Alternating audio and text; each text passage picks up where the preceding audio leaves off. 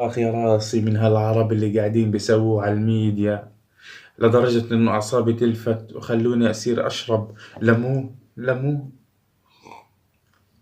آخ آخ آخ. اشرب اشرب يا صقر، مساء الخير. أحي السلام عليكم ورحمة الله وبركاته. كل الحب وكل الاحترام. أي حدا جديد بشوف المقطع لأول مرة وبيعجبك الفيديو، فيك إنك تشترك بالقناة وتفعل زر الجرس. وحبايب الصقر اللي أنتوا الأساس والباقي شنط وأكياس، تفجير لايك لهذا المقطع وتوصلوه على جميع مواقع التواصل الاجتماعي. وما تنسوش إني كل أحد وثلاثة وخميس بنزل حلقة الساعة 5 بتوقيت الأردن. قبل ما أدخل على الحلقة، شفت تعليق جدا حلو وجدا بيرفع الراس تحت الفيديو اللي نزلته بعنوان العالم ضد المسلمين، لشخص اسمه أليكس. عم بكتب لي فيه انه متابعني بصمت ايام الفيسبوك اللي سكر والكل عارف، وايام القناة القديمة اللي سكرت، وبيحكي لي فيه انه الفيديو اثر فيه، مع اني انا مش شيخ ولا داعية ولا اي اشي، بس اني بسيط وبحاول اوصل رسالة زي ما انتم شايفين شو كاتب.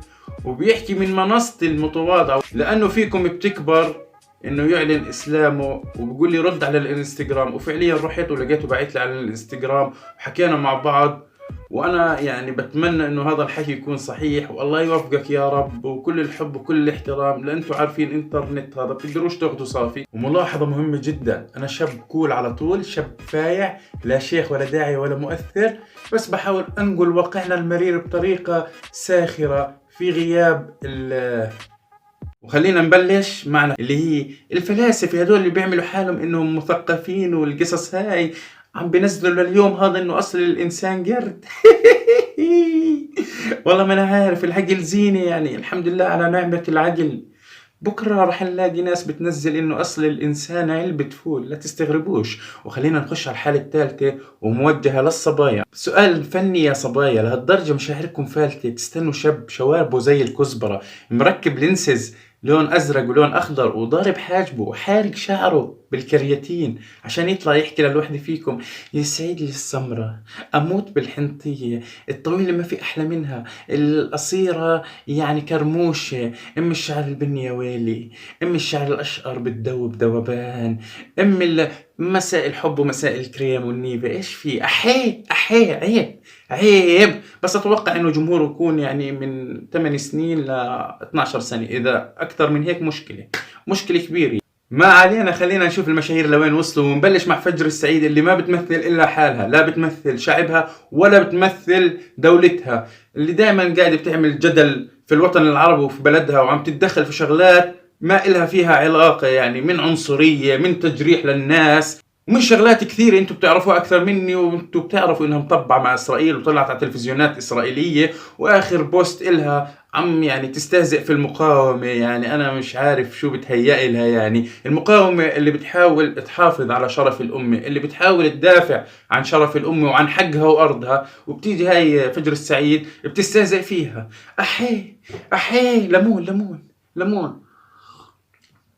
اعصاب عشان اهدى، عشان مش طبيعي اللي بنشوفوه. وانا طبعا لا مع حماس ولا مع فتح، انا مع الشعوب الغلبانه، لانه السياسيين عم بتاجروا بالشعوب، والله يلعن ابو السياسه. بس احنا شفنا المقاومه اعطت ورفعت راسنا، والله يفرجها على الشعب الفلسطيني كله واهل غزه. فيا فجر السعيد، يا بتنتقد انتقاد بناء، يا سيبك من العالم كلهم، لانه انت قاعده بتجرحي في الناس وبتتعنصري ضد الناس يعني. وشفناك قدام ملكة جمال الجزائر خبصتي عليها وغيرها وغيراتها، وهسه بتدخلي لي في ناس شرفاء عم بقاوموا وبدافعوا عن ارضهم وعم بتجرحي فيهم. يعني انت مش طبيعيه. فانا بدي انصحك نصيحه لوجه الله، حولي محتواكي لطبايخ. يعني اعملي تحدي الاندومي الحار، اعملي مندي، اعملي ملوخيه، عرفينا على الاكلات اللي عندكم نستفيد لسه. اما جاي زي هيك بالفيديوهات وجايبه مسبحه وقاعده بتهددي وبتداوني وبتزعرني على العالم، لا اوفر.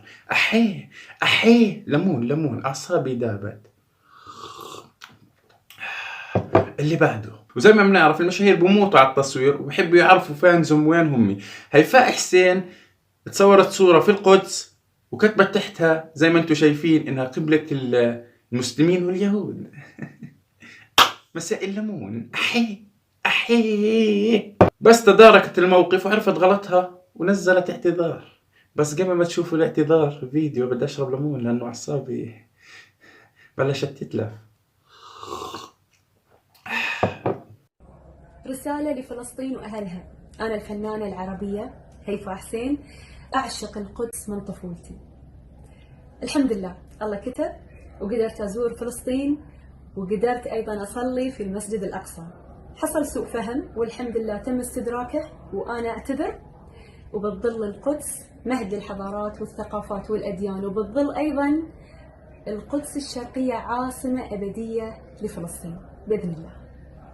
يا ريتك ما نزلت هالاعتذار، لانك صححت الغلط بالغلط. بتحكي عاصمة فلسطين القدس الشرقية. احي ليمون ليمون. اعصابي. القدس عاصمة فلسطين كاملة، وفلسطين للفلسطينيين. والله يسامحك يعني لو تصورت هاي الصورة بدون فلسفات، يعني كتبتي مثلا القدس عروس عروبتكم زي هاي القصص التسحيجية والقصص الوطنية الكذابة، او كتبتي سيلفي والقدس خلفي، او القدس وقلب حب. كان نهاية القصة الا تتفلسفوا. يعني مش غلط تتعلموا من ابن بلدكم اللي مشرف بلدكم برا، مرزوق الغانم، وكيف كان يحرج الصهاينة في المؤتمرات ويخليهم يطلعوا من المؤتمر وما يكملوه من كلامه القوي وهو بدافع عن الفلسطينيين. مش غلط تتعلموا منه. مشاهير ومحتويات أحي. والآن مع شيوخ البكيني.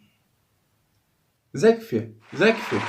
أيوة يلا. نحن نؤمن بالأحاديث تماما، وعندي عشرات الأحاديث التي تتكلم بكل صراحة في صحيح مسلم ومسند أحمد وسنن أبي داود والنساء إلى آخره، بتتكلم عن أن الرسول عليه الصلاة والسلام والصحابة كانوا يشربون الخمر من النبيذ لدرجة أن الرسول توضأ بالخمر. هذه أحاديث صحيحة ومقطوع بصحتها.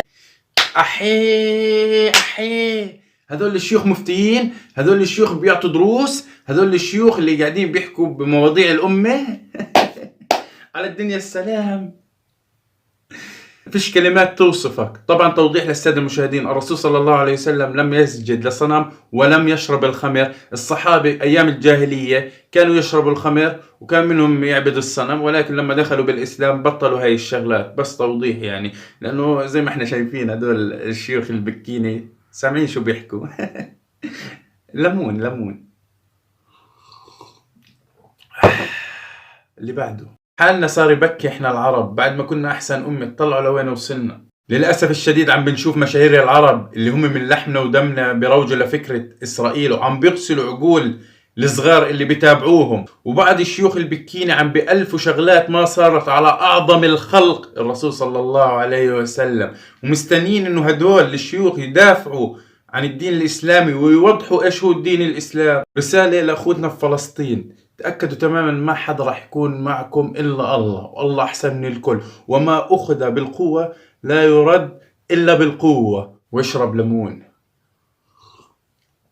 وكان معكم الصقر من غرفته الصغيرة، واستنوني يوم الخميس، اوعوا تنسوا لميس. سلام.